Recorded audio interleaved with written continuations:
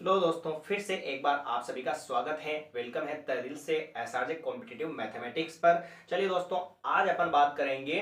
हमारा जो टॉपिक है आज का वो है दोस्तों अलजेब्रा। अलजेब्रा यानी कि बीज गणित।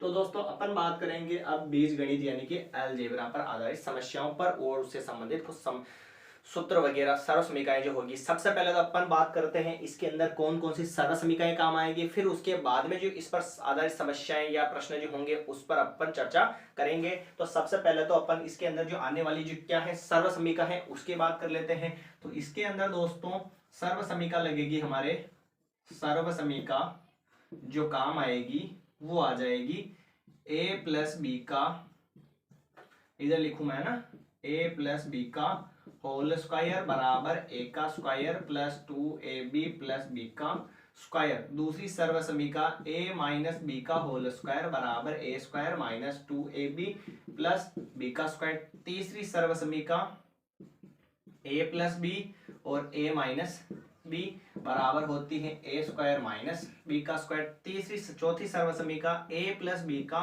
होल क्यूब, जिसको लिख सकते हैं अपन a का cube plus 3ab कोष्टक a plus b plus b का क्यूब। फिर पांचवी सर्व समीकरण a माइनस बी का होल क्यूब यानी a का cube minus 3ab कोष्टक a minus b का क्यूब।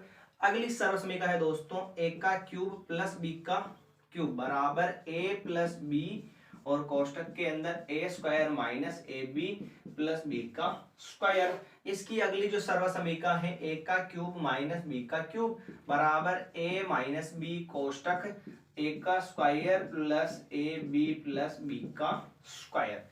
ठीक है दोस्तों, तो ये थी कुछ सर्व समीकरण, इस पर आधारित सवाल होंगे और समस्याएं होंगी जिनको अपन समझेंगे। इनके अलावा एक दो सर्व समीकरण और भी हैं तो उनको भी मैं लिखवा दूं। एक बार आप इनको अच्छे से देख लीजिए और अपने दिमाग में छाप लीजिए, प्लस नोटबुक के अंदर भी छाप लीजिए। ठीक है दोस्तों, ये थी अपनी 7 सर्व समीकरण। अब अगली 8वीं जो सर्व समीकरण है वो हमारी कौन सी है? 8वीं जो सर्व समीकरण है दोस्तों वो है a plus B plus C का होल स्क्वायर यानी a square plus B square plus C square plus 2ab plus 2bc plus 2ca। ये है अगली 8वीं सर्व समीकरण। और इसी की अगली जो सर्व समीकरण है दोस्तों a का क्यूब प्लस b का क्यूब प्लस c का क्यूब माइनस 3abc और बराबर में आ जाएगा a plus B plus C और कोष्टक में a square plus B square plus C square minus A B minus B C और माइनस सी ए। ठीक है, A square A cube plus B cube plus C cube minus 3abc बराबर a कोष्टक, कोष्टक के अंदर a प्लस बी प्लस सी कोष्टक a square plus B square plus C square minus A B minus B C और minus का सी ए। ये हमारी जो है सर्व समीकरण नंबर 9 हो चुकी है। और एक 10वीं जो सर्व समीकरण और है, 10वीं जो सर्व समीकरण और है, यदि a प्लस बी प्लस सी बराबर क्या हो 0 हो तो अपन क्या लगाएंगे, a का क्यूब प्लस b का क्यूब प्लस c का क्यूब बराबर 3abc लगाएंगे। यदि a प्लस बी प्लस सी बराबर 0 हो तो 1 की पावर 3 प्लस b की पावर 3 प्लस c की पावर 3 का जो मान होगा वो क्या हो जाएगा दोस्तों 3abc। ठीक है, ये थी हमारी इस बीज गणित या अलजेब्रा से रिलेटेड कुछ सर्व समीकरण। और अब इसके बाद में अपन बात करते हैं कि इसी के अंदर बहुपद जो है वो कौन सी बला का नाम है। बहुपद, बहुपद सर्व समीकरण मतलब तो समझते हो ना दोस्तों, किसी भी सर्व समीकरण का मतलब क्या होगा कि कोई सी भी वैल्यू सर्व समीकरण में पुट करो, राइट हैंड साइड और लेफ्ट हैंड साइड दोनों आपस में क्या आएगी, बराबर आएगी। यानी कि कौन सी भी वैल्यू रखो, हर मान को ये सर्व समीकरण क्या करेगी दोस्तों, संतुष्ट करेगी। उसे क्या बोलेंगे, सर्व समीकरण। ठीक है, फिर अब आता है बहुपद। वैसे तो हमारे बचपने वाली जो परिभाषा है वो बहुत ही मजेदार है कि बहुपद, बहु यानी ज्यादा और पद यानी बहुत, यानी ज्यादा पदों की संख्या जो जिसमें ज्यादा पद होते हैं उसे क्या कहते हैं, बहुपद। या एक से ज्यादा बहुपद, दो या दो से ज्यादा पद बहुपद हो जाएगा। पर नॉर्मली जो है अपन इसकी बात करें बहुपद की तो क्या होता है, पी एक्स बराबर ए जीरो एक्स की power N plus A one X की power N minus one plus dot dot dot A N, ये होता है जहां एन एक पूर्ण संख्या होगी, जहां एन एक क्या होगी, होनी चाहिए। अब इसको नॉर्मली अपन कहें तो कैसे, अपनी भाषा में दोस्तों, अपनी भाषा में, फिर अपन सबकी बात करेंगे बहुपद किसे बोलेंगे, ये भी प्रश्न आता है दोस्तों आपका, है ना। अपनी भाषा में अपन क्या कहेंगे इसको, कि जैसे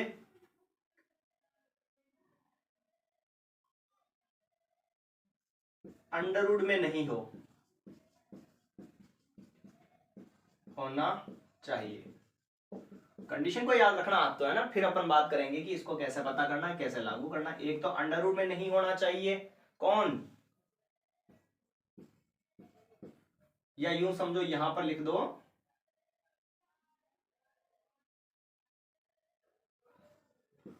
एक्स अंडर रूट में नहीं होना चाहिए। एक्स जो है किस में नहीं होना चाहिए दोस्तों, अंडर रूट में नहीं होना चाहिए, क्योंकि एक्स के रूप में बात कर रहे हैं ना अभी, इसलिए अपन एक्स की बात करेंगे। एक्स की जगह वाई भी हो सकता है, कुछ भी हो सकता है ना। फिर दूसरा, एक्स का पद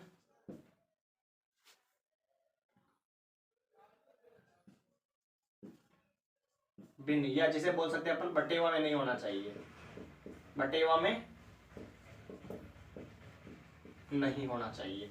और तीसरा, एक्स की घात माइनस नहीं होनी चाहिए, एक्स की घात माइनस नहीं होनी चाहिए। तो अपन उसे क्या कहेंगे दोस्तों, बहुपद कहेंगे। एक सेकंड में अपन इसको क्लियर कर लेते हैं। जैसे कि मैंने लिखा यहां पर under root T plus one, इधर लिखा मैंने एक्स बटेवा 2 प्लस 1, और एक लिखा मैंने 1 बटेवा एक्स प्लस 1, और एक लिखा मैंने एक्स की पावर माइनस 2 प्लस 1, और एक लिखा मैंने यहाँ पर दोस्तों एक्स की पावर 2 प्लस 1। ठीक है, अपनी भाषा वाली बात करते हैं अपन। तो x जो है रूट में नहीं होना चाहिए, x की जगह यहाँ पर क्या है, एबीसीडी का अक्षर t चल रहा है दोस्तों, तो कोई बात नहीं, वो रूट में नहीं होना चाहिए। ये रूट में है मतलब ये बहुपद नहीं है।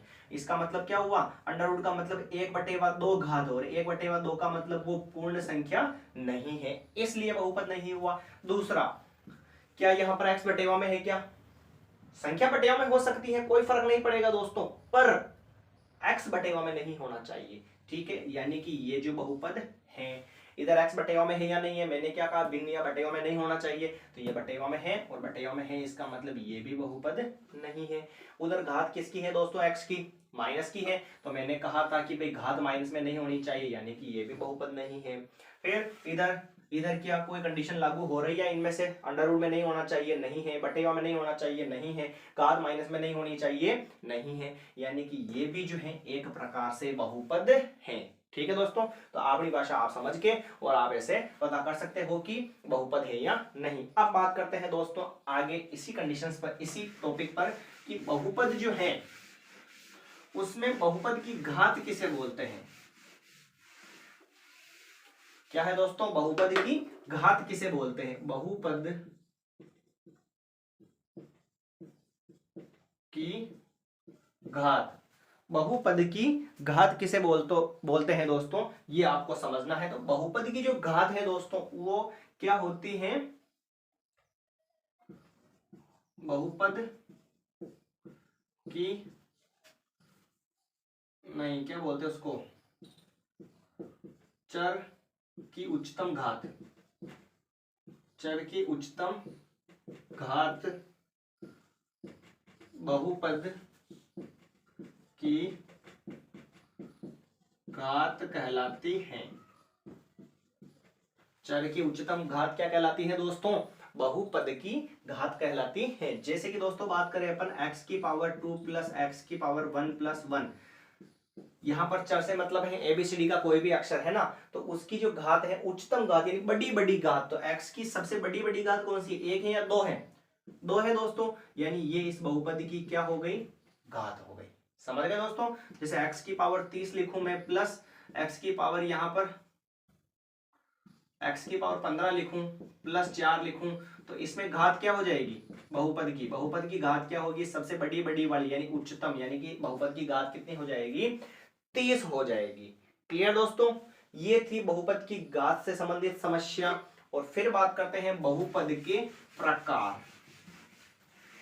अपन सभी को समझेंगे, पहले इससे संबंधित डेफिनेशंस और परिभाषाओं पर अपन बात कर लेते हैं, फिर उसके बाद में अपन चर्चा करेंगे कि इस अलजेब्रा पर या बीजगणित पर जो आधारित सवाल कैसे आते हैं और इनको कैसे सॉल्व करते हैं। ठीक है, तो पहले एक बार इसका बेसिक क्लियर हो जाना चाहिए। अब आता है इसमें बहुपद के प्रकार।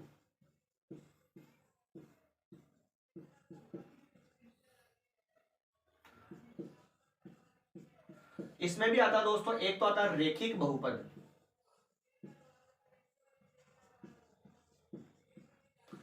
दूसरा आता है द्विघाती बहुपद, तीसरा आता